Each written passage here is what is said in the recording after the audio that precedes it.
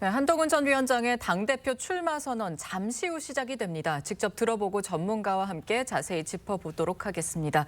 이현정 문화일보 논설위원, 윤기찬 국민의힘 법률위 부위원장, 장윤미 민주당 법률위 부위원장, 여선웅 전 청와대 선임행정관 나오셨습니다. 안녕하세요. 네, 안녕하세요. 네, 주제 바로 보시죠. 오후 1시에 나경원 의원의 출마 선언이 있었고 한동훈 전 위원장의 출마 선언이 곧 시작되려고 합니다. 거물급 인사들이 한 날 한 장소에서 기자회견을 여는 거 좀 상당히 이례적인 것 같은데요. 그렇죠. 그러니까 뭐 1시, 2시, 3시 사실 오늘 기자들이 되게 바쁜 날입니다.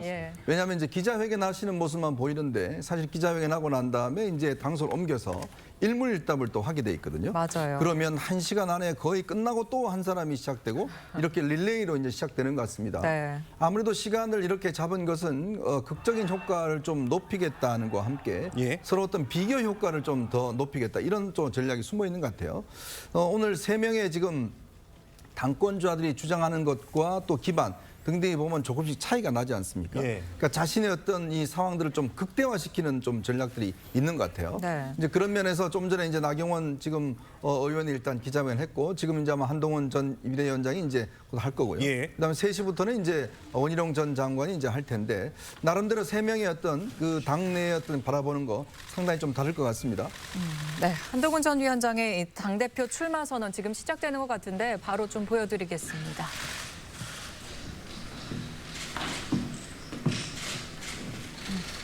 네, 준비가 되는 대로 바로 시작이 될 것 같은데요. 상당히 좀 비장한 표정을 보이고 있습니다.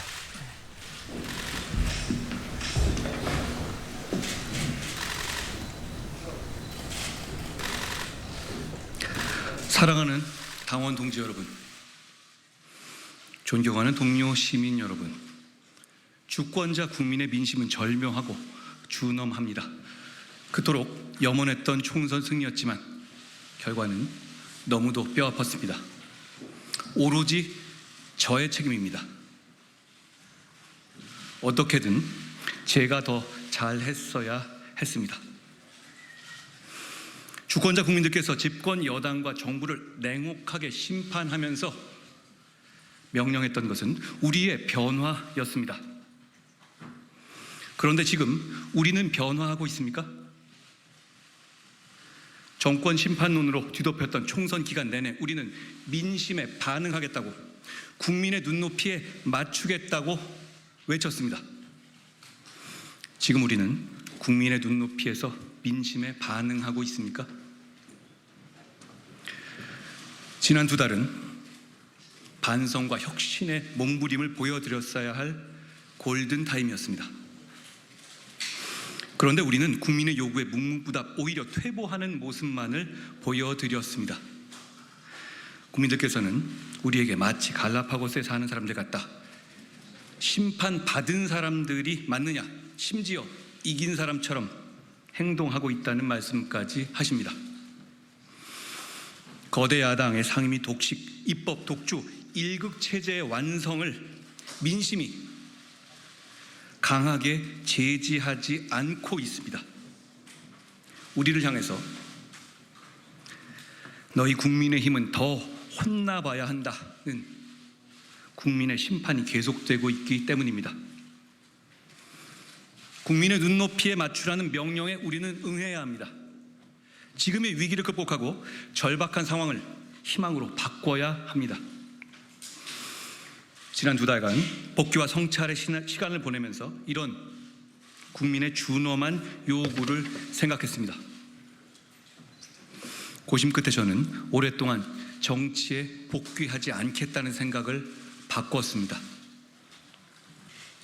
지금 시기에 국민의힘 당대표는 할 수 있는 것도 없고 죽기 딱 좋은 위험한 자리라고들 합니다.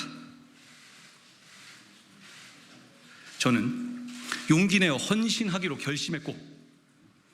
결심했으니 주저하지 않겠습니다.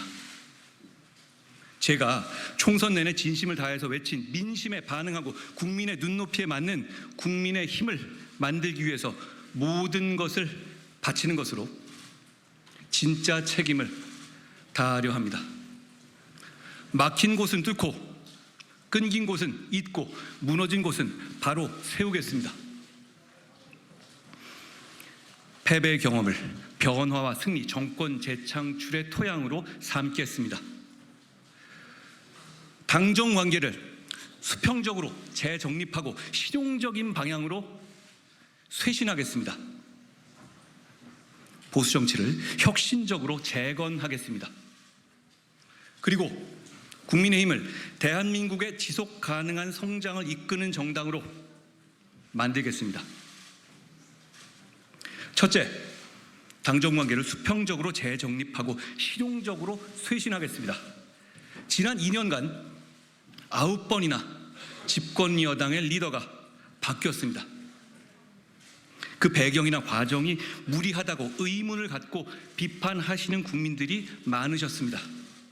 당이 정부의 정책 방향 혹은 정무적인 결정에 대해서 합리적인 비판이나 수정 제안을 해야 할 때 그럴 엄두조차 못 내는 상황들이 반복되었습니다. 국민들과 당원들께서 실망하셨습니다. 지금 우리가 눈치 봐야 할 대상은 오로지 국민입니다. 의석수가 부족한 국민의힘이 위기를 극복하기 위한 유일한 방법은 국민의 마음을 얻는 길뿐이기 때문입니다. 당이나 정이 민심과 다른 길을 가면 한쪽에서 견고하고 단호하게 민심의 길로 견인해야 합니다.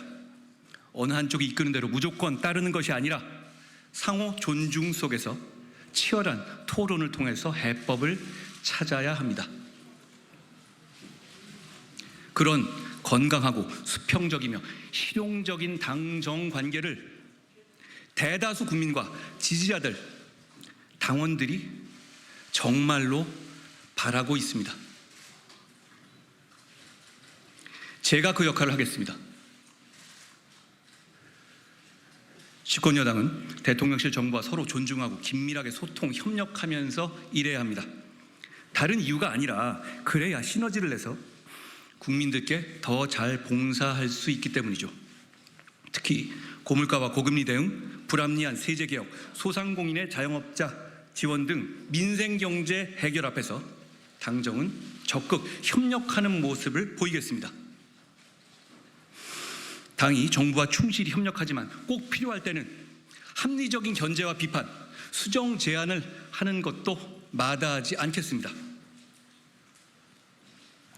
기준은 오로지 민심과 국민의 눈높이여야 합니다. 중요한 사안마다 그 절대적인 기준을 당, 정 모두가 공유하면서 협력하겠습니다. 저는 그것이 우리가 어렵게 탄생시킨 윤석열 정부를 흔들림 없이 지켜내고 정권을 재창출하는 길이라 믿습니다. 둘째, 보수 정치를 재건하고 혁신하겠습니다. 지난 총선 기간 저는 우리 보수 정치를 지지하시는 지지자들의 애국심, 유연성, 전략적 판단 능력에 놀랐고 깊이 감동했습니다. 3월 말 4월 초 정권 심판이라는 민심의 매서운 파도 아래 보수 정치가 속절없이 무너질 위기 앞에서 저희 같은 정치인들이 아니라 우리의 지지자들이 나서 주셨습니다. 부산을 비롯한 전국 각지에서 여러분이 나라를 살려주십시오 라는 참 구식처럼 보이는 저의 호소에 개헌 저지선을 지켜주셨습니다. 저는 그 절박한 상황을 함께했던 뜨거운 마음들을 잊을 수가 없습니다. 지금의 보수 정치는 지지자들이 정치인들보다 더 애국적이고 더 유연하고 더 전략적이고 더 절박합니다. 저는 우리 보수 정치인들이 더도 말고 딱 우리 지지자들만큼만 애국적이고 유연하고 전략적이고 절박해진다면 대선이든 지선이든 승리할 수 있다고 확신합니다. 제가 생각하는 보수 정치의 재건과 혁신은 보수의 정치인들이 지지자들만큼 훌륭해질 수 있는 시스템을 만들자는 것입니다. 그러기 위해서 우선 지역 현장 중심의 풀뿌리 정치 시스템을 갖춰야 합니다. 이번 선거에서 봤듯이 늘 어려울 때 나라를 지켜준 전통적인 지지자분들을 소중히 여기고 늘 감사드리는 정치를 해야 합니다. 여러분, 그분들의 지지는 당연한 것이 아닙니다. 그분들이 우리 대한민국의 지금을 만든 자부심이고 출발점이자 보루입니다. 동시에 중도, 청년, 수도권 정치를 향한 확장이 없이는 우리 당의 미래가 없다는 것을 모든 당원과 지지자들이 알고 계실 겁니다. 한 발은 보수의 심장인 전통 지지층에 두고 또 한 발은 수도권과 청년을 향해서 과감하게 나가야 합니다. 헬무트 콜 독일 총리는 17 나이에 보수 정당에 입당하여 체계적으로 훈련받고 보수 정당의 추천으로 작은 선거부터 나가면서 정치적으로 성장했습니다. 그리고 훗날 독일 통일이라는 대업을 달성했습니다. 마크롱 프랑스 대통령은 대학 시절 지방선거의 자원봉사자로서 정치를 시작해서 30에 공천 탈락의 고배를 마시면서 경력을 쌓았습니다. 조르주 멜로니 이탈리아 총리도 10대부터 정당 활동을 시작해서 30이 되기 전에 하원의원에 당선됐습니다. 저는 그런 길을 가지 못했지만 우리 당은 이제 콜을, 마크롱을, 멜로니를 키워내야 합니다. 우리는 지금 어떻습니까? 당선 가능성이 없는 걸 알면서도 자청해서 출마한 광주의 박은식, 연고가 없음에도 당의 요청으로 도전한 오산의 김효은 같은 젊은 인재들에게 우리 당은 자신 있게 앞으로도 생활인으로서 정치 계속 하시라 이렇게 요구할 수 있습니까? 지금처럼 선거철만 되면 벼락치기식으로 청년 인재 영입해서 험지로 보내고 그 귀한 인재들을 일회용으로 사라지게 두실 겁니까? 우리가 먼저 변하지 않는다면 더 이상 경쟁력 있는 중도, 수도권, 청년 정치인들이 우리 국민의힘에 오지 않을 겁니다. 사명감과 경쟁력을 가진 수도권의 정치인들, 청년 정치인들이 우리 국민의힘을 플랫폼 삼아서 오랫동안 꿈을 펼칠 수 있는 방법은 하나가 아닐 겁니다. 저는 그 방법을 여러분과 함께 끊임없이 찾을 겁니다. 그 방법 중 하나로 저는 우리의 원외 정치 신인들이 평소에도 지역의 현장에서 민심과 지속적으로 소통하고 생활 정치를 할 수 있도록 원외 정치인들의 현장 사무실 개설 허용을 제안드립니다. 다행히 선관위와 민주당은 이미 찬성하고 있으니 우리만 결심하면 됩니다. 20년 전 차떼기 사건을 계기로 지구당이 폐지된 것을 이유로 이런 현장 사무실의 지역 밀착 정치가 부패를 부활시킬지도 모른다고 우려하시는 분도 계십니다. 저는 당시에 차떼기 사건을 직접 밝혀냈고 누구보다 정치인의 부패에 대한 국민 여러분의 단호한 생각에 공감합니다. 그러나 20년 동안 세상이 변했고 회계는 얼마든지 투명하게 감시할 수 있습니다. 오히려 지금 시점에서는 혈세로 선거 보조금, 정당 보조금 더 받겠다고 의원을 구워주는 편법을 근절하는 것이 더 시대에 맞는 반부패 과제라고 생각합니다. 현재 시스템은 현직 국회의원들과 정치 신인들을 차별하고 격차를 벌리고 있습니다. 차별이나 격차 없이 꿈과 열정만 있으면 정치할 수 있어야 참신하고 좋은 사람들이 정치에 뛰어들 것이고 그것이 곧 정치 개혁입니다. 물론 제가 총선 과정에서 제안하고 우리 모두가 약속했던 불체포 특권의 포기, 출판 기념회 정치자금 수수 금지, 금고형 이상 시세비 반납 등의 정치 개혁의 약속들도 반드시 실천되어야 합니다. 그래야만 국민들께서 우리가 정말 좋은 정치 하고 싶어 하는구나 하는 진심을 알아주실 겁니다. 정치에서 얻을 수 있는 사적인 이익과 특권을 없애면서도 정치인이 공적으로 봉사하는 것을 막는 규제는 풀어내어 우리 당을 보다 활기차고 젊은 정당으로 변화시키겠습니다. 다음으로 여의도 연구원 등 당의 정책 기능을 획기적으로 강화하여 당의 체질을 바꾸겠습니다.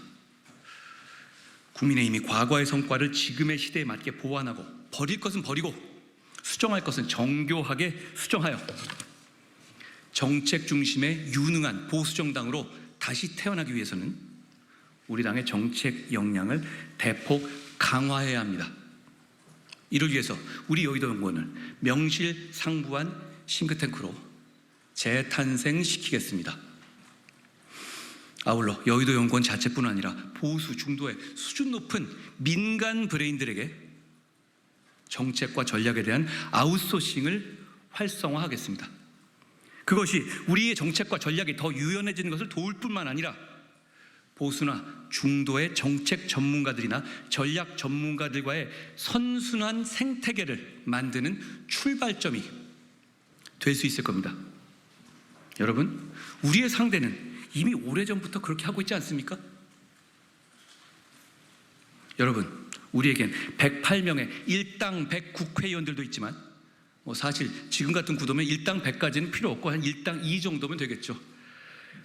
어려운 선거에서 처절하게 분투하면서 값진 경험을 쌓은 163명의 걸출한 원외 당협위원장들이 있습니다.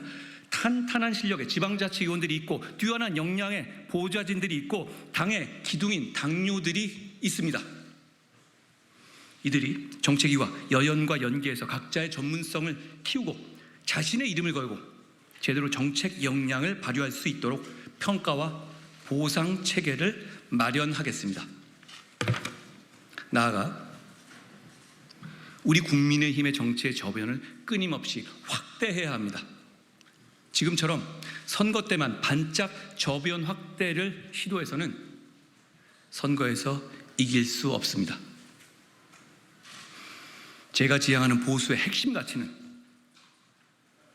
자유롭고 공정한 경쟁을 장려하고 불필요한 규제를 없앰과 동시에 경쟁의 룰 준수를 보장하며 경쟁에 탈락하거나 참여하지 않는 사람에게도 인간적인 삶을 보장하는 것에 있습니다. 거기에 국가 안보에 대한 확고한 생각과 범죄로부터 국민을 보호하겠다는 강력한 의지는 기본이겠죠. 자유와 자율, 공정과 경쟁을 핵심 가치로 삼되 더 나아가 공동체를 튼튼하게 지키면서 동료 시민과 연대하는 보수 정치를 저는 꿈꿉니다. 과거에 우리 당이 국민들로부터 많은 사랑을 받을 시기에는 비주류의 소장파들이 활동할 공간이 열려 있었습니다. 그러나 최근 2년간 우리 당 어땠습니까? 생각이 다른 사람들을 배제하고 낙인 찍고 공격하거나 심지어 발붙일 공간을 허용하지 않는 뺄셈의 정치를 해오지 않았는지 돌이켜봐야 합니다. 우리를 찍어주었던 국민들을 하나 둘씩 등 돌리게 했고 상처받게 했습니다. 지난 2022년 대선에서 1639만 명의 유권자들이 우리 당을 선택해 주셨습니다. 이번 총선에서는 1318만 명의 유권자들이 우리 당을 선택해 주셨습니다. 잃어버린 320만 명의 마음을 되돌리기 위해서 노력하겠습니다. 지난 대선 당시 우리 국민의힘을 선택해 주셨던 분들은 단일한 생각을 가진 하나의 균질한 지지층이 아니었습니다. 정권 교체를 위해서 애국적으로 뭉쳤던 다양한 생각과 철학을 가진 유권자들의 연합이었죠. 이 유권자 연합을 복원해야 합니다. 더 나아가서 더 많은 유권자들이 우리 국민의힘을 바라보고 선택하실 수 있게 당의 외연을 확대하겠습니다. 당대표가 되면 우리의 자유민주주의 핵심 가치를 공유하는 한 되도록 다양한 사람들이 우리와 함께 정치할 수 있도록 포용성과 유연성, 개방성을 가지고 당을 운영하겠습니다. 청년들이 미래 세대가 보수를 구태라고 오해하거나 부끄럽게 생각하지 않고 선택할 수 있도록 국민의힘이 자랑스러운 선택지가 되도록 체질을 변화시킵시다. 보수라는 긍지를 느끼게 해드립시다. 그래야만 이길 수 있습니다. 그러면 이길 수 있습니다. 셋째, 대한민국의 지속 가능한 성장을 이끌겠습니다. 2024년의 대한민국은 안으로 인구 구조의 변화, 그리고 그로 인한 의료 건보 재정, 국민연금, 지방 소멸, 국방 등 사회 각 분야 시스템의 지속 가능성 문제에 직면해 있습니다. 밖으로는 첨단 산업 및 기술, 패권 경쟁과 공급망 재편, 디지털 전환을 넘어선 에너지와 AI 전환 시대를 전 맞고 비대위원장의 당대표 출마 선언을 하고 있는데요. 자, 일단은 뭐 당정 관계 수평적 재정립, 뭐 실용적으로 쇄신하겠다, 또 보수 정치의 재건, 이런 많은 이야기를 하고 있는데, 자, 일단 오늘 첫 시작이 모든 책임은, 이번 총선의 책임은 자기한테 있다.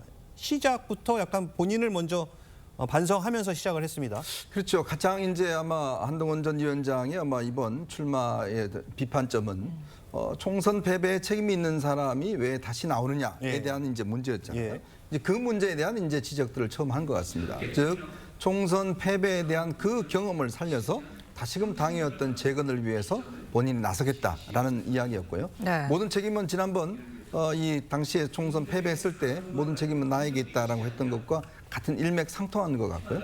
아마 가장 핵심은 이제 수평적 당정 관계를 만들겠다 이런 부분입니다. 이건 아마 가장 관심은 이제 그동안 윤석열 대통령과의 관계, 이 문제일 것인데, 실적으로 전략적 어떤 면에서 보면 이제 관계를 형성하겠다는 거죠. 뭐 순망치한 같은 것인데 뭔가 함께 할 것은 함께 하더라도 비판할 부분은 충분히 비판하겠다. 그런 점들을 오늘 강조를 한 것 같습니다. 거기에다가 특히 이제 지난 2달 동안의 과정들을 보면 당이 보수 정치가 정말 새롭게 어떤 태어나야 되는데, 문제는 그런 어떤 노력들이 전혀 없었다. 그래서 이제 보수 정치를 다시 재건해야 된다는 그런 측면들이 있었고요. 그리고 앞으로 이제 국민의힘이 뭔가 당이 주도가 돼서 성장을 이끌어내겠다는 거, 아마 이런 부분을 강조한 것 같습니다. 특히 이제 이번에 원에 떨어진 분들이 많지 않습니까? 그렇게 이제 본인도 이야기를 했지만 이 지구당의 어떤 부활 문제, 이걸 통해서 실제로 풀뿌리 정치를 다시금 이제 활성화시켜야 된다. 지금 현재 제가 알기로는 국민의힘 원내 당협위원장이 한 160명 넘는 걸로 알고 있습니다.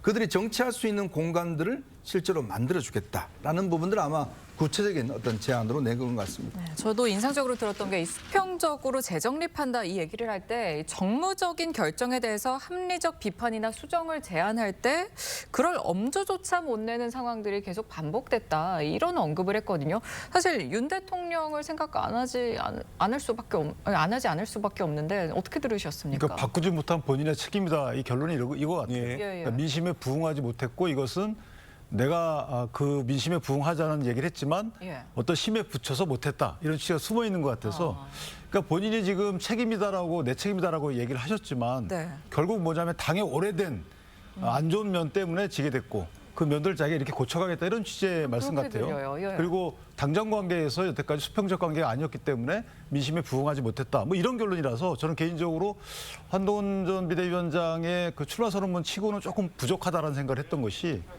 이것이 이제 본인의 대선 출마문 같은 느낌을 제가 받았어요. 그러니까 말은 내 책임이다라고 하면서 자기 책임은 하나도 설치를 안 하는 느낌이 나서 이것은 조금 길지만 내용이 조금 부족한 출마 선언문 아닌가라는 생각이 들어요. 개인적으로 좀 의외다라는 생각이 들고요.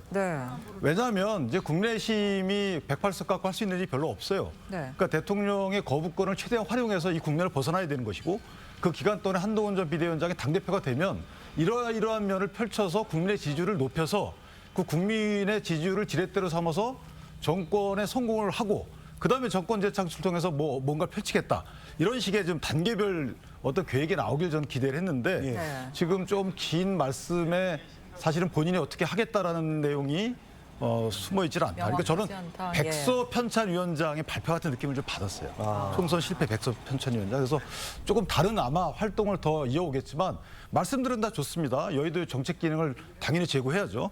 청년 정치 활성화해야죠. 그런데 여태까지 한동훈 비대위원장이 들어오셔서 청년 정치 활성화가 안 됐어요. 왜냐하면 지금 청년 정치인이 많이 들어왔지만 그럼 이전에 영입된 청년위원들 다 어디 갔습니까? 이런 식의, 이게 현재 시점에서 보면 그게 본인이 그 비전을 펼치지만 역대 청년위원들이 그러면 직전의 청년위원들은 어떻게 됐느냐. 여기에 대한 분석도 안 돼 있는 거거든요. 저는 개인적으로 그래서 이 부분은 조금 더 본인이 책임성 있는 행보를 하시는 게 어떨까 개인적으로 그렇게 생각합니다. 네. 자, 뭐 지금 얘기하셨다시피 지금 그 여당이 이제 108석밖에 되지 않습니까? 그래서 어쨌든 이 한동훈 전 위원장이 당권 지금 선언문에도 아마 이 야당과의 어떤 화합 또 어떤 이런 그 메시지가 들어갈 것으로 보이는데, 자, 과연 이 문제 여와 야의 어떤 그런 상황관계 한동훈 좀 후보가 잘 할 수 있을까요? 한동훈 후보가 던지는 메시지는 총론격으로는 굉장히 뭐 그럴싸합니다. 그리고 추상적인 층위에서 보면 너무나 당연한 이야기들을 하고 계시는 것 같은데 이제 예. 강론이 문제 아니겠습니까?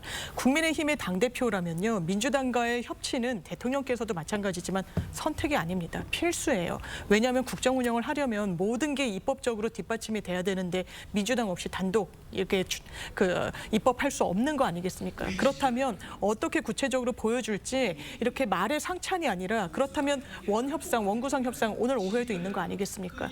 11석과 관련해서 이미 이제 원구성이 됐고 나머지 상임위 7석에 대해서 국민의힘 들어와야 될 겁니다. 거기에 대해서는 어떻게 할 것인지 또 국민들이 많이 바라고 있는 이런 최상병 특검과 관련해서 입장 분명히 내야 될 것입니다. 어쨌든 당정 관계를 건전하고 그리고 수평적으로 재정립하겠다라고 한다면 국민 눈높이에서 이런 관계 설정이 된다는 게 전제 아니겠습니까? 그렇다면 한동훈 위원장이 말만 그렇게 하는 것이 아니라 당위만 언급하는 것이 아니라 정말 국민 눈높이에서 민주당과 협치하면서 그런 부분과 관련해서도 대통령을 설득해낼 수 있을 것인지 김건희 여사 특검도 마찬가지입니다. 아마 그런 강론이 채워져야 오늘의 이 선언문이 실질적으로 다가가게 될 겁니다. 네, 지금 두 분 말씀하신 게 부족한 좀 아쉬운 부분들이 많다. 다 아는 이야기 아니냐 좀 지적을 해주셨는데 명확한 방안을 좀 내놨으면 한다. 이런 아쉬움들이 있어요. 어떻게 보셨어요? 맞습니다. 저도 뭐 총평부터 말씀드리면은 네. 바로 1시간 직전에 나경원 후보께서 이제 뭐 출마 선언문을 말씀하셨는데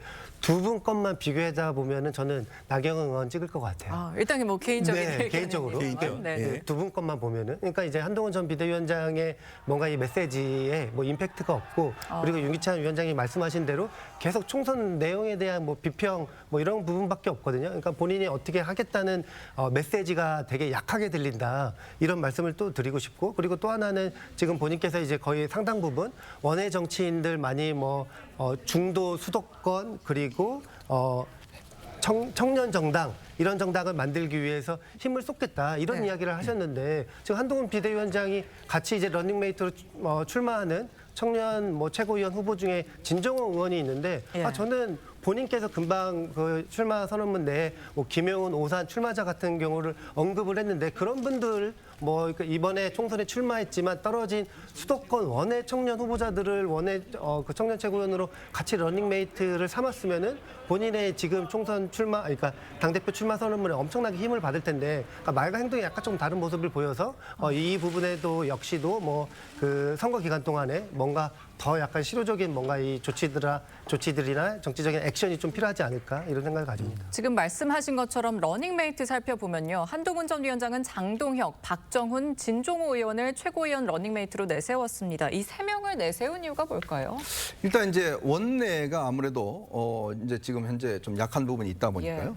장동혁 의원이나 박정훈 의원은 지금 원내지 않습니까? 네. 그런 면에서 이제 원내 어떤 부분들을 보강한다는 차원에서 일단 장동혁 의원과 이제 사무총장을 했기 때문에 네네. 그다음에 이제 박정훈 의원도 이제 서울 지역에 지금 이번에 선출된 의원이니까 이제 그런 측면을 정한 것 같고요. 그다음에 이제 지금 이제 청년 최고위원 이야기를 하시는데 이게 청년 최고위원이 45세 이하여야 됩니다. 자, 그러다 보니까 아까도 말씀하신 분들이 있는데 실제로 이제 하려고 했던 분들이 대부분 다 45세 이상이어서 실제로 이제 원내에서 이제 진종호 의원을 지금 이제 선정을 한 것이거든요. 그리고 아무래도 이제 당 대표가 되면 이 최고위원을 안정적으로 이끌어가야 되죠. 왜냐하면 예전에 아마 기억나시겠지만 이준석 대표가 있을 때 최고위원회가 집단 사퇴하고 뭐 이런 일이 벌어졌지 않습니까? 그리고 또 이제 그 본인이 지명할 수 있는 최고위원 몫이 있습니다.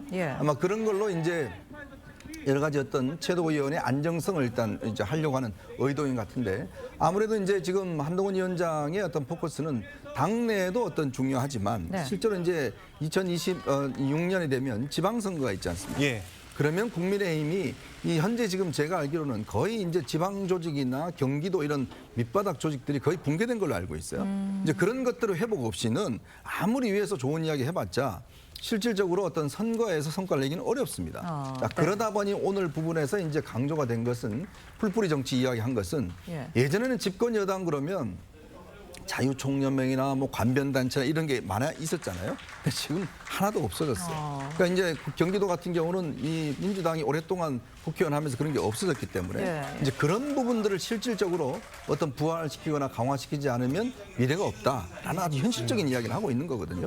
이제 그런 면에서 이제 앞으로 한동훈이 포커스를 맞출 부분은 결국 이제 수도권, 청년들 또 이런 여성에 대한 부분들 뭐 이런 부분들을 앞으로 맞추면서 실질적으로 어떤 조직을 가동할 수 있는 그런 정당으로 만들어내겠다 아마 그런 취지인 것 같습니다. 사실 오늘 세 분께서 조금 명확한 방안이 필요하면 좋겠다라는 지적을 해주셨거든요. 어떻게 들으셨어요? 근데 그건 아마 이제 앞으로 어떤 구체적인 부분이 있을 텐데 저는 오히려 명확한 부분이라는 게 뭐냐면 지금 사실은 명확한 부분 이거 많이 내봤자 별 소용이 없어요. 제일 중요한 국민들이 보시기에는 그러면 과연 그러면 이번 선거에서 핵심적인 패배 원인이었던 대통령실의 어떤 엇박자, 그다음에 어떤 당과의 관계, 좀 전에 이야기했지만 지금 9명이나 바뀌었잖아요, 당대표가. 이런 근본적인 문제를 해결하지 않고 아무리 세부적인 안을 내봤자 무슨 소용이 있겠습니까?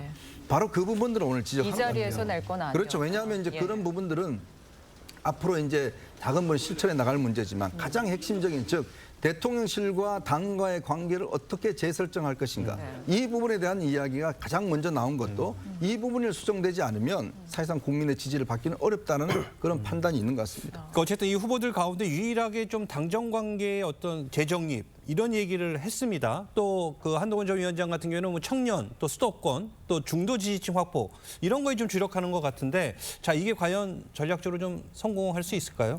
효과가 큰 전략이죠. 그러니까 저는 개인적으로 한동훈 전 비대위원장이 뭐 일정 대세론이 있기 때문에 조금 더 포용적인 선언문을 낼 줄 알았어요. 당정 관계가 문제 있다는 거 누구나 다 알죠. 그것을 어떤 방식으로 이걸 고쳐갈 것인지에 대해서는 다 고민하고 있어요. 그런데 당정 관계를 수평적 당정 관계를 정립하겠다. 그다음에 실용적 쇄신하겠다. 이렇게 공중전을 해서 진영을 나누게 되면요. 한동훈 전 비대위원장 입장에서 가장 손쉬운 선거운동을 할 수 있어요. 그다음에 뭐 수도권 중도층 청년들을 공략하게 되면 손쉬운 선거운동이죠. 그러나 앙금이 남는다는 겁니다. 그리고 대통령과의 관계를 우려하는 또 다른 여러 당원들의 우려를 불식시킬 수 없다는 거예요. 저는 개인적으로 그래서 당원들의 우려를 불식시키는 선언문이 나올 줄 알았어요. 이것을 애둘러서 표현하는 예를 들면 대통령과의 관계 등은 정책적 위주로 해서 좀 잘 설득해 나가겠다라든가 이런 거하고 재정립하겠다. 그다음에 보수당을 쇄신하겠다. 이런 것들은 기존에 있던 당원들의 우려를 불식시킬 수 없는 거기 때문에 제가 한동훈 전 비대위원장을 위해서 이런 조언을 드리는 거예요. 그거 다 압니다. 알고 다 누군가한테 다 기대를 하고 있어요. 근데 선언문에 담는 것보다는 조금 더 소프트하게 그것을 이어나가는 것이 맞아 보이고 또 하나는 이제 이렇게 되면요. 한동훈 전 비대위원장의 모든 시계는 대선 출마에 맞춰져서 있다라고 당원들이 오판할 수가 있어요. 그렇기 때문에 한동훈 전 비대위원장이 애써 피하려고 하는 본인의 대권 출마를 위해서 이 전당대회를 출마하는 게 아닌가. 이런 또 우려에 대해서도 이게 논란이 증폭될 우려가 있기 때문에 조금 아쉬운 선언문이었다 이렇게 생각합니다. 알겠습니다. 나경원 의원은요 이보다 그 한 위원장보다 1시간 앞서 출마 선언을 했는데요. 그 내용도 한번 직접 듣고 오시죠. 반드시 보수 재집권에 성공해야 합니다. 정말로 이길 수 있는 사람이 필요합니다. 저는 바꿀 사람, 이길 사람입니다. 총선 참패의 쓰나미 속에서도 저는 대한민국 심장부 서울 지역구를 탈환했습니다. 통쾌한 압승을 거두었습니다. 이겨본 사람만이 이길 수 있습니다. 그런 제가 진심으로 윤석열 정부를 성공시킬 수 있습니다. 조건 없이 힘과 마음을 합쳐 어려움을 극복할 것입니다. 당정 동행 밀어주고 끌어줄 것입니다. 당대표는 묵묵히 대권 주자를 빛나게 해야 합니다. 계파 없고 사심 없는 제가 그 적임자입니다. 유능한 민생 정당, 용감한 책임 정당으로 국민의 힘은 완전히 새롭게 바뀔 것입니다.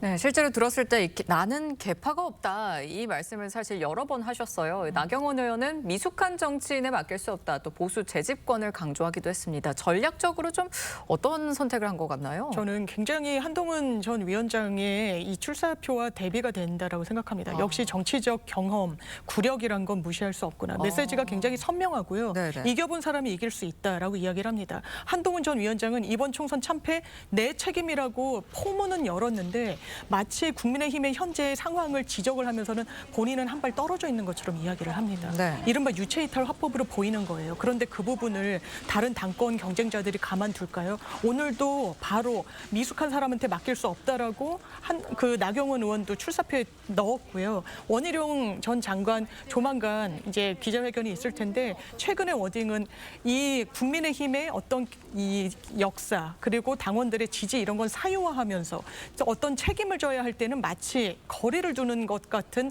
정치 오래 할 수 없다라고 직격했습니다. 한동훈 전 위원장을 겨냥한 것이죠. 여기에 대한 대답이 최소한 오늘 명징하게 내 책임이지만 그 부분과 관련해서는 어떤 고민이 있었고 성찰이 있었고 앞으로 뭘 보완하겠다라고 이야기가 조금 더 나왔어야 되는데 너무 장황하고 메시지는 흐릿하고 이런 부분과 관련해서 예전에 정치 경험이 많은 또 이 나경원 의원과 좀 대비되는 광경이었던 것 같습니다. 그런가 하면 이 나 의원은요, 22년 전 우리 당에 들어와서 지금껏 한 번도 당을 떠난 적이 없다. 이 정통성도 강조를 했습니다. 또 특히 뭐 대구 경북 지역 등 이 또 지사들도 만나고 시장도 만나고 했습니다. 자, 이 표심 영향을 미칠까요? 일단 나경원 의원의 전략은 그런 것 같습니다. 나는 대권 주자가 아니다. 자, 그러니까 이제 대권 주자들을 빛나게 할 수 있는 이제 당권만 집중하겠다는 이제 후보다라는 부분을 이제 강조를 하는 것 같고요. 그리고 한 번도 이제 떠난 적이 없다. 이게 사실은 이제 국민의힘 지금 대략 권리당원이 한 80만 명이 넘는 걸로 알고 있습니다. 그 중에서 사실은 절반 가까운 수가 이제 TK 대구 경북 지역에 몰려 있거든요. 아마 그런 어떤 지지를 얻어야지만이 이번에 현실적으로 표를 많이 얻을 수 있다는 판단을 한 것 같아요. 그래서 이제 그 어떤 향수를 이제 자극하는 것 같은데 부족한 점은 그런 것 같습니다. 그렇다면 그냥 예전 해오던 방식으로 하면 될 것인가? 라는 데 대한 근본적인 저는 답을 못 주고 있는 게 아닌가. 예. 자, 기존에 있는 방식으로 했는데 결국 참패를 했잖아요. 네네. 그러면 그냥 예전에 내가 공부하는 방식으로 해서 그냥 더 열심히 하겠다라고 이야기를 하면 과연 성적이 올라갈까요? 그러니까 그런 부분에 대한 뭔가 어떤 새로운 접근 방식. 지금 왜냐하면 국민의힘은 그냥 그저 그렇게 잘하는 것보다는 뭔가 새로운 방식의 어떤 잘하는 게 필요하거든요. 근데 그게 없으면 사실은 어떤 당의 어떤 국민들에서 새로운 어떤 신선함을 느끼기 어렵지 않겠습니까? 그런데 나는 어떤 계파가 없고 나는 그냥 당권 주자고 그다음에 뭐 TK에도 어전하고 이게 이제 전통적인 어떤 선거운동 방식이거든요. 근데 거기에 플러스 2%가 과연 있는가에 대한 이제 좀 의문점들, 뭐 그걸 아마 좀 풀어야 될 것 같습니다. 자, 좀 전에 뭐 말씀해 주셨는데, 자, 이 나 의원은 이 대선 출마와 관련해서 입장을 밝혔습니다. 자, 뭐라고 했는지 내용 한번 듣고 오시죠. 지금 당이 너무 어렵고 당은 정말 절체절명의 위기라고 생각을 합니다. 그래서 저 나경원은 대선에 출마하지 않기로 했습니다. 그리고 이번 당대표를 맡아서 우리 정당을 정말 제대로 바꾸고 그래서 2027년 대선에서 반드시 이길 수 있는 정당의 기초를 만들겠다는 말씀을 드립니다. 실질적으로 당대표가 대선 주자가 맡을 경우에 결국은 이 사심으로 인해서 사심이 공심보다 앞설 수밖에 없다. 결국 당 운영이라든지 이런 부분에 있어서 여러 가지 우려사항이 많다는 부분을 다시 한번 말씀드립니다. 네, 들으신 대로 나경원 의원 대선에 출마하지 않겠다고 했습니다. 정통성을 또 강조하고 있고 그런데 지금 이현종 위원님께서 새로운 접근 방식이 필요한데 또 그거에 대한 뭐 기존대로 하면 되겠냐 이런 지적을 해주셨거든요. 어떻게 지금 들으셨어요? 이제 국민의힘이 위기인 건 맞는데 예를 들어 선거가 코앞에 있다거나 아니면 뭐 대선 경선 기간이라든가 저는 그럴 경우에는 용산 대통령과 선을 긋거나 아니면은 조금 더 파격적이고 혁신적인 방법이 필요하다고 봐요. 근데 지금 대통령 임기가 이제 3년이나 남았기 때문에 저는 지금 여당의 당대표 후보라면은 성공한 대통령 만들겠다. 대통령 성공시키겠다. 이런 메시지가 나와야 정상적이라고 봅니다. 자연스럽고요. 근데 이제 뭐 나경원 의원 같은 경우에는 지금 뭐 비윤, 친윤의 약간 중간 지대로 뭔가 컨셉을 잡은 것 같고 없다고 했죠. 예, 개파가 같고 그렇게 잡은 것 같고 뭐 한동훈 전 비대위원장은 확실하게 이제 건강한 당정 관계를 넘어서서 수평적인 당정 관계 만들겠다고 이제 말씀하셨기 때문에 확실히 이제 선을 긋는 듯한 이런 느낌이 조금 있을 것 같고요. 저는 나경원 의원이 지금 방금 이제 대선 출마하지 않겠다 이런 이야기가 오히려 진짜로 본인이 이야기한 사심 없이 당 지지율 그리고 뭐 대통령의 국정 지지율을 끌어올리는데 집중하겠다 이런 목소리로 또 들리거든요. 그렇기 때문에 저는 뭐 나경원 의원 메시지가 뭐 오늘 또 하필 이제 그 당대표 후보들이 다 이제 출마 선언을 하기 때문에 다른 후보들과도 약간 좀 대비가 된다 이런 말씀을 드리고 싶습니다.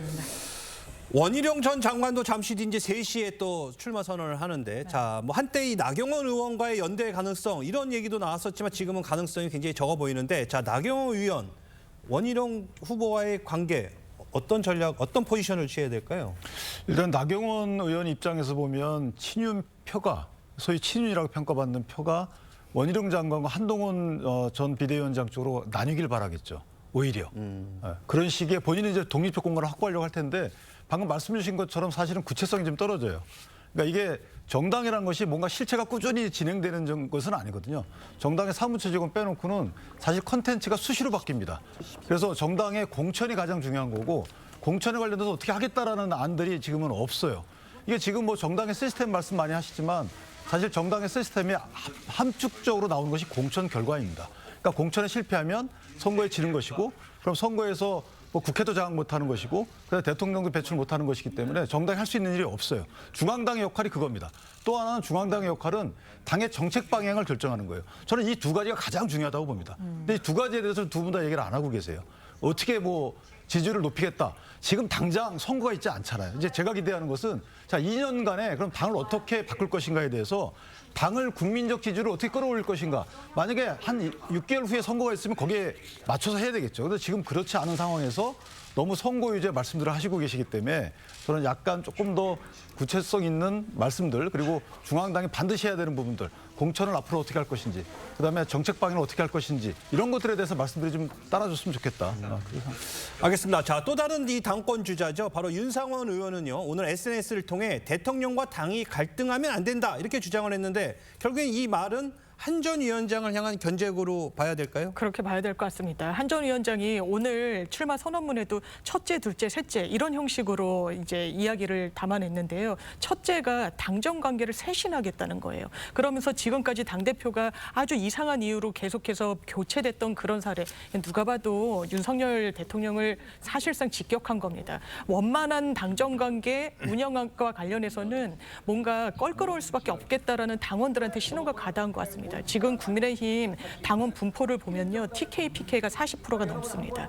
지금 한동훈 전 위원장의 캠프에 눈에 띄는 중진 이런 TK 의원들 잘 보이지 않는 것 같습니다. 이게 당원, 당내 선거에서는 한계로 지금 노출될 수밖에 없는 국면을 이 지금 윤상현 의원이 사실상 정확하게 지적을 한 측면이 있다라고 보여지는 부분이 있고요. 앞으로도 이 부분과 관련해서 더 다른 주자들의 견제 있을 것이고 현실적인 부분은 이 주 윤석열 대통령의 임기가 3년 가까이 남았다는 겁니다. 그 상황에서 원희룡 장관 같은 경우에는 원팀, 원픽 굉장히 명징하게 이야기를 하고 있단 말이에요. 그런데 마찰음을 오히려 노출시킴으로 인해서 당원들 마음을 가져올 수 있었을까? 오늘 그 첫 메시지로는 좀 부족했던 것 같습니다. 지금 또 저희가 속보로 전해지고 있는데 한동훈 전 비대위원장이 국민의힘 해병대원 특검법 반대할 수 없다 이런 멘트들이 좀 나온 것 같아요. 이건 좀 예상을 하셨습니까? 그러니까 이제 뭔가 어떤 이 아까도 말씀하셨지만 그 특검법에 어떤 있는 이제 여러 가지 어떤 독소 조항들이 있지 않습니까? 실제로 이제 공수처 수사를 하고 있고 또 대통령도 이제 공수처 수사 이후에 미진하다면 이제 받을 수 있겠다라는 이야기를 했죠. 그러니까 그런 부분에 대한 즉 아까 이야기했지만 그 전제가 민심에 뭔가 반응하는 그런 정당이 되겠다라는 것은 분명히 이제 현재 어떤 현재 가지고 있는 어떤 입장과는 조금 차이가 있는 부분입니다. 그나마 한동훈식 이제 당 개혁을 어떻게 가져갈 것인지 또 수평적 당 관계를 어떻게 가져갈 것인지 그런 부분이거든요. 자, 근데 보시면 알겠지만 예를 들어서 지금 대통령 인기가 높고 당 인기가 높으면 저는 당정일체 가야 되죠. 상처 그렇지 않습니까? 그런데 당정일체를 가기를 원하는 게 뭘까요? 저는 민주당이라 보거든요. 왜냐? 지금 이 상태로 그냥 계속 가면 그냥 계속 20%예요. 대통령 지지율은. 근데 이게 뭔가 변화가 있어야 되지 않습니까? 그러면 대통령이 하는 일이 과연 그러면 지금까지 모든 게 다 옳았느냐? 그 아마 판단을 국민들은 하실 거란 말입니다. 그러면 여기서 어떻게 그럼 당의 목소리를 전달하고 새롭게 견인할 수 있을 것인가? 지난 총선 과정에 나왔지만 자, R&D 예산 축소 그러다가 또 정반대로 바뀌었지 않습니까? 자, 그런 것들을 그냥 당이 대통령이 하면 옳다라고 다 쫓아간다 그러면 네네. 예전에 어떤 이 집권 여당이 박근혜 정부 시절에 박근혜 대통령이 뭔가 하면 당 그냥 거의 따라가는 그럼 결국 어떻게 됐습니까? 탄핵이라는 정말 잊을 수 없는 일을 당면했지 않습니까? 그렇다면 지금의 상황들은 그냥 그저 당청이 그냥 우리가 잡음 없이 함께 하는 게 좋다. 잡음 없어야 된다 3년 동안. 잡음 없으면 잘 될까요? 잡음이 없으면 그냥 대통령 지지율과 당 지지율이 올라갈까요? 그 잡음이란 게 뭔가 그냥 대통령이 원하면 따라가는 게 잡음이 있는 게 아니라 실제로 국민들이 원하는 쪽으로 따라가야지만이 뭔가 당이 전체 인기를 얻을 거 아니겠습니까? 그러니까 그런 부분들을 근본적인 문제를 저는 던지는 게 아닌가 싶습니다. 제가 하나만 보태면 저도 동의합니다. 이현중 의원님 말씀에 동의하는데 문제는 그 방식이에요. 이게 우리가 고위당정회의 왜 합니까? 그러니까 정책과 관련돼서 당의 입장을 내고 정부의 입장을 듣고 조율하는 거잖아요. 자, 이렇게 공식적 기구에서 조율을 하든가 아니면 비공개적으로 조율하면 될 일을 만약에 서로들 자기 정치적인 어떤 입장 제고를 위해서 이걸 공개적으로 한다든가 그다음에 SNS를 통해서 한다든가 이런 것이 문제인 거예요. 그래서 저는 개인적으로 얼마든지 이견이 있을 수 있죠. 그리고 정부의 정책이 잘못될 수 있습니다. 오히려 당이 이끌고 가야 된다는 생각을 저도 합니다. 그런데 그것이 고위당정회의 등 공식적인 기구를 통해서 뭔가 조율되고 안 되게 되면 또 대통령 찾아가서 또 얘기해보고 이런 식으로 해서 뭔가 국민이 불안하지 않는 방식의 당정관계 재정립을 해야 되는 것이지 이걸 마치 뭐 본인들의 입지 확보를 위해서 공개적으로 엇박자를 논다. 이런 개념의 당정관계 재정립이라고 그러면 문제가 있다. 네, 그렇게 봅니다. 근데 참 그게 이상적이에요. 근데 그렇게 당연히 그러면 다 원하는 건 됐지만 그게 안 되잖아요. 왜 안 되겠습니까? 결국은 지금까지 했던 것은 저 대통령실이 하면 따라와. 수직적 관계를 했기 때문에 결국 이런 거 아닌가요? 그러니까 결국은 그게 안 되기 때문에 결국은 대표가 교체가 되고 뭐 해왔지 않습니까? 저는 그래서 이제 대통령실도 현실을 인정하고 좀 변화가 있어야 된다. 우리는 옳고 우리는 다 안 변하니까 너네만 변해. 이렇게 가다가는 사실은 고민할 수밖에 없거든요. 자, 기자회견에서 또 이 김건희 여사에 대한 질문도 나왔었는데요. 특검 도입, 김건희 특검 도입에 대해서는 아직 그 검토할 단계는 아니다. 수사를 좀 더 지켜봐야 된다. 이렇게 얘기를 했거든요. 요거는 좀 약간 또 거리감을 좀 두는 것 같아요. 그러니까 김건희 여사에 대한 검찰 수사는 그러니까 최상병 같은 경우는 아무래도 정치권에 좀 뜨거운 이슈가 되고 있는 상황이고, 그러니까 저는 개인적으로 약간의 그 거리를 뒀다고 봐요. 김건희 특검에 대해서는 조금 본인이 좀 턴다운 시키고, 최상병 특검에 대해서는 아마 그런 원론적인 말씀하신 것 같은데 최상병 특검에 대해서도 한동훈 전 비대위원장 입장에서 보면 원론적인 말을 한 거라고 봅니다. 예를 들면 이것이 만약에 최상병 특검이 원하는 바는 진상규명이잖아요. 진상규명에는 찬성을 하지만 민주당이 추구하는 바처럼 대통령의 탄핵을 위한 정략적 목표다. 이건 반대하겠다. 이런 식의 아마 그 말씀이 함축되어 있는 것이 아닌가라는 생각을 하고, 그러니까 김건희 특검의 경우에도 마찬가지입니다. 이게 수사에서 결론이 나고 나서 그다음 미진하면은 특검 추진 여부에 대해서 그 다음에 논의할 대상이다. 뭐 이렇게 보는 게 아닌가 싶습니다. 네, 지금 또 대통령과의 관계, 또 김건희 여사의 특검 관련해서도 질의응답이 계속 이어지고 있는데요. 저희가 잠깐 다시 좀 보여드리겠습니다. 어떻게 대응할 것인가에 관한 전략적인 문제입니다. 그러니까 너나 저나 뭐 나 대표나 이런 분들의 뭐 개인적인 정치 커리어상 어떨까? 저는 그런 거 생각하지 않습니다. 그 시점에서 제가 정말로 이길 수 있는 후보라고 국민들이 생각하실 수도 있고 아닐 수도 있습니다. 다른 분이 있을 수도 있고요. 그리고 그게 그 시점에서 된 대표들 중에서 좀 꿈을 크게 가지셔야 될 것 같아요. 나 대표님은. 그분도 열심히 하고 좋은 정치하시면 국민들한테 평가받아서 대선 후보로 국민들이 정말로 그분 그 희망이 그분한테 모일 수도 있는 거 아니에요? 그랬을 땐 그분은 나와야 되는 겁니다. 저는 그렇게 생각합니다. 그럼 또 아까 보러 가시죠. 원내 당대표로서의 한계로 우리는 어차피 108석의 소수 정당입니다. 원내만으로 할 수 있는 것 제한돼 있습니다. 대신 168명의 훌륭한 원내위원장들도 계시죠. 우리는 한데 뭉쳐서 가야 하는 겁니다. 원내 기준으로만 얘기한다는 건 좀 아니라는 생각이고요. 그리고 나 대표님이야말로 원외로 출마하셨지 않았나요? 제 기억에? 2번이나 시도하신 거 아니에요? 저는 제가 그걸 잘못했다는 얘기는 아닙니다.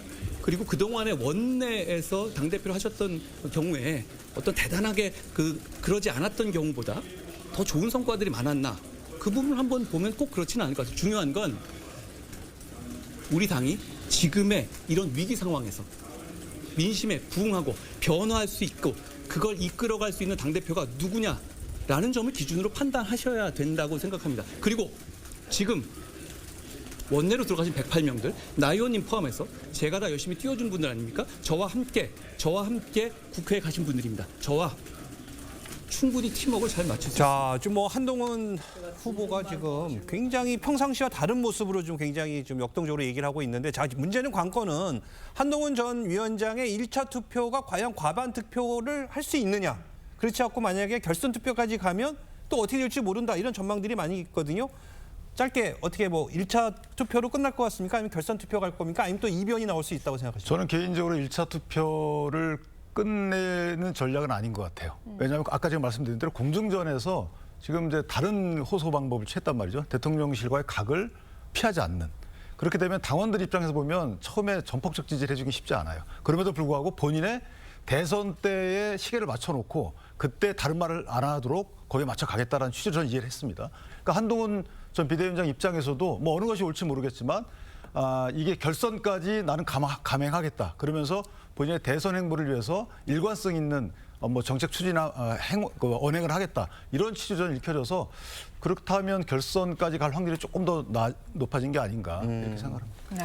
알겠습니다. 자, 다음 주제도 한번 가보도록 하겠습니다. 자, 지금 국민의힘 전당대회 대선 주자급 인물들이 등판하면서 지금 분위기가 이렇게 뜨겁게 고조되고 있는 반면에, 자, 민주당은 흥행에는 다소 좀 거리가 있어 보인다. 흥행에는 좀 실패했다. 이런 얘기가 나오고 있거든요. 뭐 흥행을 하려고 했었는가요? 모르겠습니다만은 예. 이미 뭐 정해진 대로 움직이는 거 아니겠습니까? 그러니까 연임을 한다는 것부터 사실은 흥행이라는 걸 포기한 것이죠. 그렇기 때문에 뭐 결국은 추대 대회에 저는 그렇게 갈 걸로 봅니다. 그것이 뭐 지금 민주당이 해오고 있는 쭉 전형적인 흐름에 대해서 지금 특히 박찬대 원내대표 선출 때부터 네. 그때는 그런 조짐들이 보여왔다는 생각이 들거든요. 왜냐하면 그때 경쟁자들이 잇따라서 다 이제 뭐 포기를 했지 않습니까? 예. 그 이유는 지금의 민주당을 어떤 감싸고 있는 전체적인 분위기가 결국은 이제 이재명 대표로 계속적으로 가야 된다라는 그런 분위기. 그리고 이미 지난 공천 과정에서 사실상 목소리를 낼 수 있는 뭐 반명이라든지 그다음에 비명이라 이런 분들은 다 거의 대부분 다 탈락이 됐기 때문에 더 이상 당내에서 목소리를 낼 수 있는 분이 없어요. 근데 저는 이게 이재명 대표가 지금 하고 있는 전략이 저는 결정적 패착이 될 수 있다는 생각이 드는 게요. 예. 모든 것은 그렇습니다. 선거라는 게 하나의 민주주의의 가장 중요한 기제잖아요. 예. 거기서 어떤 면에서 보면 리더십이 나오고 거기서 통해서 뭔가 흥행이 되고 집중도가 높아지는 거거든요. 그러니까 그래서 역대로부터 이 민주주의의 가장 꽃은 바로 이 선거라는 이야기 나옵니다. 근데 만약에 이런 식으로 가게 된다면 점점 더 이재명 대표에 대한 충성도는 높아질 거예요. 뭐 소위 아버지까지 이야기 나오지 않습니까? 예. 그렇게 되는데 이제 국민들의 시각에서 봐야 되는 거예요. 결국 국민들 입장에서 볼 때는 저 당은 변화가 없네. 저 당은 왜 저렇게 어떤 이 민심에 민감하지 못하지? 라는 부분들을 느낄 거예요. 그러니까 결국은 소탐대실이다. 결국은 일단 경쟁을 없앰으로 해서 좀 더 나을 수 있는 어떤 확장성, 이거를 잃어버린 게 아닌가 하는 게 저는 굉장히 우려스러운 부분입니다. 예. 네, 실제로 국민의힘에 비해서 전당대회에 대한 좀 관심이 좀 비교적 떨어지는 거 아닌가 이런 지적들이 나오는데, 지금 당권 레이스에서 이재명 대표의 경쟁자로 박용진 전 의원이나 이인영 의원이 거론되고 있기는 합니다. 그런데 지금 뭐 출마 의사를 밝힌 거는 아니고요. 이 이유는 좀 뭐라고 보십니까? 여러 후보군들이 있었죠. 뭐 네. 김부겸 전 총리가 준비를 한다. 뭐 임종석 전 실장도 뭐 출마할 수 있다. 그렇지만 아마 안 하는 쪽으로 기운 것 같습니다. 하나는 지적해 주신 대로 연임을 했을 때는 정치적으로 이 국민들이 느끼실 피로도 이런 부분도 당연하지만 고민을 해야 될 겁니다. 그런데 이 구체적인 대항마가 나와 있지 않은 부분도 있고요. 이인영 의원 같은 경우에는 386의 맏형으로서 이게 그냥 1급 체제로 그리고 이제 단일 후보 추대 형식으로 가는 데 대한 제동을 걸어야 민주당의 어쨌든 민주성이 이제 좀 회복되는 거 아니냐라는 문제의식 속에 출마를 저울질하고 있는 것으로 보입니다. 다만 민주당 내에서는 그리고 국민들 보시기에는 지금 이 정부의 어떤 무능, 무기력을 지금 이재명 대표 체제의 민주당이 좀 메워주고 있다라는 인식이 좀 강한 것 같습니다. 국민연금 이슈도 사실 집권 여당 뭐 했습니까? 오히려 보수 언론에서도 수권 정당인 민주당 보고 갈 수밖에 없다라고 합니다. 그리고 대통령의 공약인 어떤 종부세 같은 것도 기재위 열어서 공무원들 불러서 최근에 논의했는데 국민의힘 의원들 출석하지 않았습니다. 그런 부분과 관련해서 이재명 대표가 어떤 현안에 대해서 정확한 문제의식을 드러내고 하겠다고 하는 부분과 관련한 어떤 소구력도 분명히 높은 것 같습니다. 자, 이재명 대표와 경쟁에 나서는 도전자가 없는 상황. 자, 과연 이 상황이 민주당에 득이 되겠습니까? 실이 되겠습니까? 어떻게 전망하십니까? 저는 이게 민주당을 어떻게 이해하시면 되냐면은 약간 조기에 약간 대선 후보가 약간 이재명으로 벌써 정해진 게 아닌가. 그러니까 예를 들면은 이제 뭐 기간이 많아서 대선 후보 잠정들끼리 경쟁하는 그 기간이 없어지고 이재명으로 됐기 때문에 지금 민주당에서는 이재명 지키기, 뭐 예를 들면은 이재명 대표를 중심으로 약간 똘똘 뭉쳐서 가자 이런 분위기가 확실하게 이제 높은 것 같고요. 그게 뭐 그런 이유 중에 하나가 저는 뭐 여권에서 이재명 대표에 대한 뭐 사법적인 이런 뭐 비판과 공격들 이런 것들이 이제 너무 세기 때문에 오히려 이재명 중심으로 똘똘 뭉치는 효과가 낳고 있다 보여지고 또 하나는 뭐 이재명 대표가 이재명의 이름으로 총선을 치렀는데 역대급 야당 성적 중에 가장 좋은 성적을 뭐 올렸기 때문에 뭐 민주당 안에서는 일 너무 잘한다. 한 번 더 감독 한 번 더 시켜주자. 뭐 이런 분위기가 팽배한 것 같습니다. 네, 의원님. 근데 이제 제가 민주당이 어떻게 성장해 왔는가 오랫동안 지켜봤거든요. 민주당이 성장한 지금 민주당 이름을 항상 넣었습니다. 그 이유가 뭐냐면 민주당은 선거를 통해서 성장해 온 정당이에요. 70년대 김대중, 김영삼, 이철승 아주 치열한 벌였지 않습니까? 그리고 그 이후에도 보면 노무현 당시 대통령 될 때도 보면 결국 광주에서의 어떤 지금 정말 돌풍적인 인기 이걸 통해서 대선 후보가 나왔습니다. 그게 대선으로 이어졌죠. 그러니까 민주당은 항상 이 선거라는 폭발적인 힘을 가지고 성장해온 정당이에요. 네. 반면에 지금 국민의힘 같은 경우는 전신이 보면 대부분 체육관 선거였습니다. 그러니까 정해져 있었어요. 네. 자, 그러다가 이제 어떤 면에서 보면 당이 굉장히 어떤 축소가 되어 왔거든요. 근데 문제는 지금 오히려 민주당은 그 민주성을 잃어버리고 있는 게 아닌가. 그리고 오히려 국민의힘은 또 이제 반대로 지금 선거를 벌이고 있는 게 아닌가. 그런 이제 지역들이 있는 거거든요. 정말 이번에 보면 이재명 대표가 지금 이제 기존의 민주당과는 전혀 다른 행보를 보이고 있거든요. 기존의 민주당이 이뤄왔던 여러 가지 당헌 당규를 다 없애버렸습니다. 네. 자, 그러면서 이제 어떤 일국체제가 되어버렸잖아요. 정말 이번에 민주당에 지지하는 분들과 민주당이 고민해야 될 것은 왜 민주당의 민주가 없어져 가는지. 왜 선거가 없어져 가는지 이 부분은 굉장히 심각하게 바라봐야 됩니다. 자기들이 가지고 있는 장점들이 점점 없어지고 있다는 것은 저는 굉장한 빨간불이 들어오고 있는 것이다 이렇게 보고 있습니다. 민주당 8.18 전당대회 출마를 위해 이재명 대표가 언제 대표직을 또 사퇴할 것이냐 이것도 하나의 관심사입니다. 자, 시기를 뭐 저울질하고 있다 이렇게 아주 알려지고 있는데 그 배경은 뭔가요? 지금 원내 상황 때문인 것 같습니다. 원내 상황이요? 예, 원래는 이번 주 중엔 당대표직을 내려놔야 되고 그것이 계속 지연이 되면 너무 당대표였다가 본인이 또 출마를 하니까 절차적인 부분과 관련해서도 문제의식이 생길 수 있기 때문에 이재명 대표로서도 빨리 당직자로, 그러니까 당대표직에서는 내려오는 게 맞는데 지금 원구성도 제대로 되고 있지 못하고 어떤 그 국민의힘과의 대립과 그리고 계속 시시각각 변하는 이런 원내 상황의 총사령탑으로서 좀 본인이 책임을 지고 마무리해야 되는 일정들이 많이 있기 때문에 아마 사퇴 시기가 늦어지는 것 같지만 이르면 내일 정도에 사퇴할 것으로 보입니다. 네, 대표직 사퇴가 초읽기에 들어간 건 좀 분명해 보이는데 어떻게 지금 지금 당 안팎에서도 비판이 나올 가능성도 있어 보이거든요. 어떻게 전망을 하십니까? 네. 이재명 대표는 명분 쌓기죠. 사실 본인이 사퇴를 하게 되면 출마를 결심했다라고 신문들이 읽을 것이고 하기 때문에 아마 추대 분위기가 되는 그 상황을 찾아서 아마 출마 선언을 할 것 같은데 사퇴하고 문제는 이재명 대표가 저렇게 스스로 출마할 수 있는 분위기를 만드는 게 중요한 게 아니고 지금 이재명 대표의 포스트를 키우지 않는 게 문제인 것이죠. 그러니까 대안부제로를 끝까지 가져가려고 하는 거예요. 어떤 사법적 리스크가 현실화돼도 예컨대 뭐 위증교사 부분이 1심에서 판결 나오거나 공직선거법 위반이 1심에서 판결 나오게 되면 사실은 큰 당내에 소용돌이가 있을 겁니다. 그런 것들을 헤쳐나갈 때 대안부제로를 아마 펼치실 거예요. 그러기 위해서는 다른 사람들이 기웃거릴 수 없는 상황을 만들어야 되거든요. 그런 차원이기 때문에 민주당의 앞날보다는 본인의 앞날을 위해서 지금 대안부제로는 명분을 만들기에 전념하고 계시다. 저는 이렇게 평가합니다. 네. 알겠습니다. 강민구 민주당 최고위원이 이재명 대표가 민주당의 아버지라고 해서 또 논란이 커졌는데요. 이재명 대표도 불편하다는 입장을 보였다고 합니다. 강민구 민주당 최고위원의 발언과 함께 들어보시죠. 더불어민주당의 아버지는 이재명 대표님이십니다. 집안의 큰 어른으로서 이재명 대표님께서는 총선 직후부터 영남민주당의 발전과 전진에 계속 관심을 가져주셨습니다. 이재명 대표도 좀 불편하셨죠. 그 표현이나 이런 게 저한테 제발 그러지 말라고 좀 말려달라 이렇게 따로 이야기를 하셨죠. 지나치게 이렇게 국민들이 공감하지 못할 그런 표현을 쓰지 않도록 지나친 표현은 좀 자제하도록 좀 잘 말려달라. 자, 뭐 들으신 것처럼 이재명 대표도 그런 말은 좀 말려달라 이런 불편한 심기를 드러냈다고 합니다. 이재명 대표 본인도 이재명 1극 체제, 득과 실이 함께 있다는 것을 잘 알고 있는 것 같아요. 그렇죠. 점점 이제 저렇게 되어가는 분위기.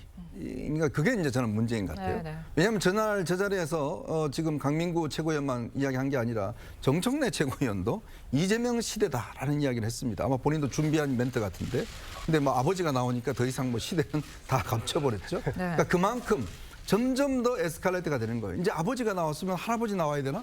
뭐 이런 농담까지 나올 정도로 이게 이런 분위기, 뭔가 좀 더 충성하는 그런 분위기. 예전에 우리가 봤지 않습니까? 독재 정권 때 보면 누가 한 사람이 이런 이야기하면 이제 한 사람이 더 심한 이야기를 하고 점점 권력에 가깝게 되는 이게 이제 견제와 균형이 상실한 내부 시스템 때문에 이런 거거든요. 네네. 그 사람한테 문제가 물론 있죠. 그렇지만 이렇게 만들어내는 분위기, 원내대표도 내가 원하는 사람이면 될 수 있고 뭐 등등 이렇게 만들어내면 뭐 있는 사람들 다 한마디씩 하지 않겠습니까?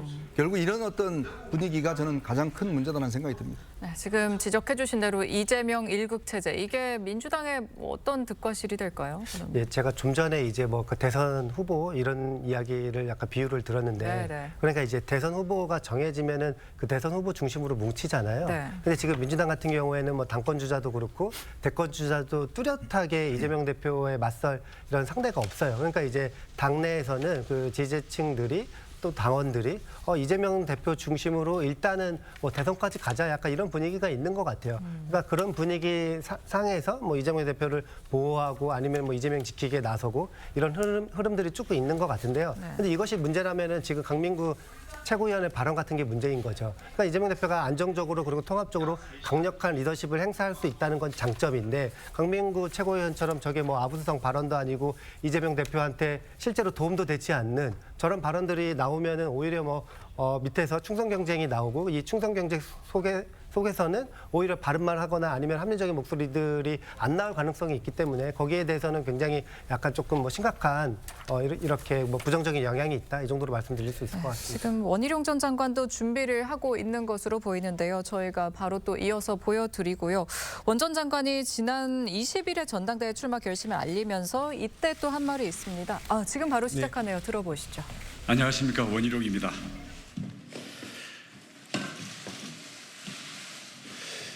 이러다가 다 죽습니다. 마지막 기회일지 모릅니다.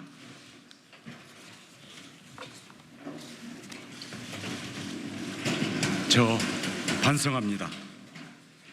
저와 당이 부족한 탓에 국민의 선택을 받지 못했습니다. 여당 선거인데 대통령을 설득하지 못했습니다. 지난 2년간 무엇을 잘못했고 남은 3년간 무엇을 잘해야 하는지 국민들께 설명하지 못했습니다.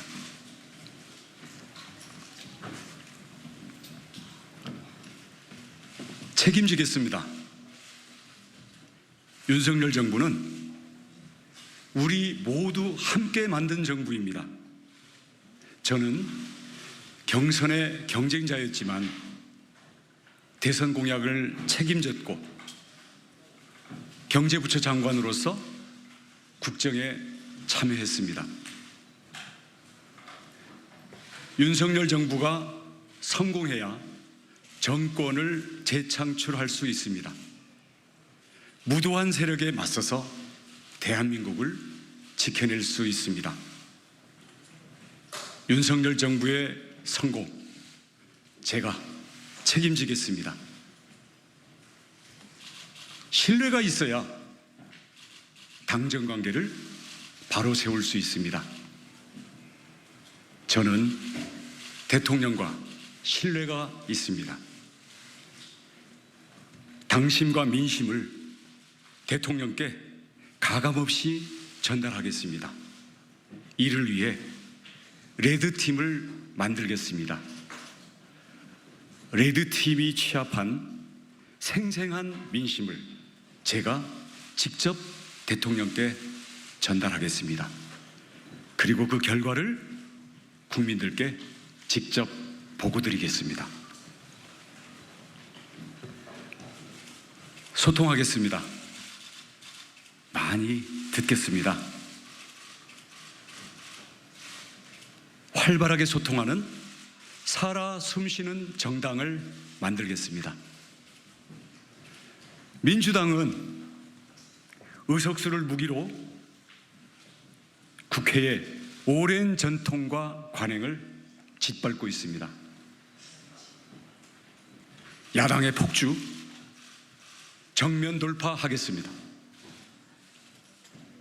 협치는 하지만 무릎 꿇지 않겠습니다.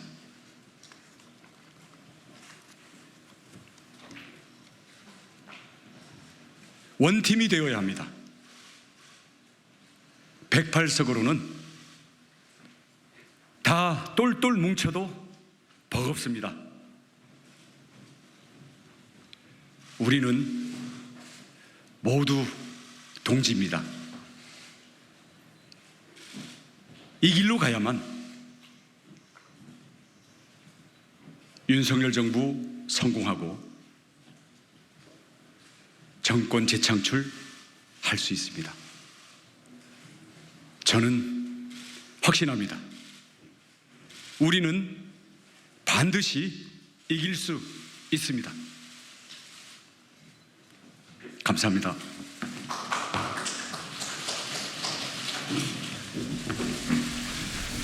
자, 역시 원희룡 후보도 신뢰 바탕으로 당정 관계를 재정립하겠다. 협치는 하겠지만 무릎 꿇지는 않겠다. 그리고 원팀을 강조를 했습니다. 약간 어떻게 보면은 한동훈 전 위원장과 비슷하지만 좀 약간 결이 다른 것 같거든요. 어떻게 보셨습니까? 그래서 좀 일단 굉장히 짧게 했고 특히 이제 대통령과의 어떤 신뢰관계 이런 걸 이야기를 했습니다. 물론 레드 팀을 하면서 등등 이제 어떤 쓴소리를 하겠다고 이야기했지만 근본적으로는 이제 윤석열 대통령과 함께 당정일치라는 어떤 그런 프레임을 이야기를 한 것 같아요. 그것이 아마 이제 지금 좀 전에 좀 기했던 한동훈 전 위원장과는 좀 차별성이 있는 부분이고 특히 이제 나경원 지금 후보와도 조금의 어떤 차별성이 있는 부분들. 그렇다면 이제 세 명의 오늘 색깔이 다 드러났죠. 나경원 후보는 본인은 이제 대선 나가지 않고 아무 개파에서 하지 않겠다. 또 이제 지금 한동훈 위원장은 본인은 정말 수평적 당청 관계를 만들어내겠다. 지금 이제 원희룡 전 장관은 신뢰관계를 가지고 뭔가 당정 일치를 이뤄내겠다. 이런 어떤 구별점이 있는 것 같습니다. 네. 알겠습니다. 지금 또 이쪽에서도 얘기 들어봐야 될 것 같은데 야당의 독주 정면 돌파하겠다. 무릎 꿇지 않겠다. 이거 들으셨을 때 어땠습니까? 현실 인식에 동의하기가 어렵죠. 민주당 없이 대통령의 국정 운영 기조 입법적으로 뒷받침할 수 없습니다. 그런데 정면 돌파를 어떻게 하겠다는 겁니까? 정치적 수사에 불과하다. 아쉽습니다. 네. 알겠습니다. 패널 분들과는 여기서 인사드리겠습니다. 감사합니다. 감사합니다. 감사합니다.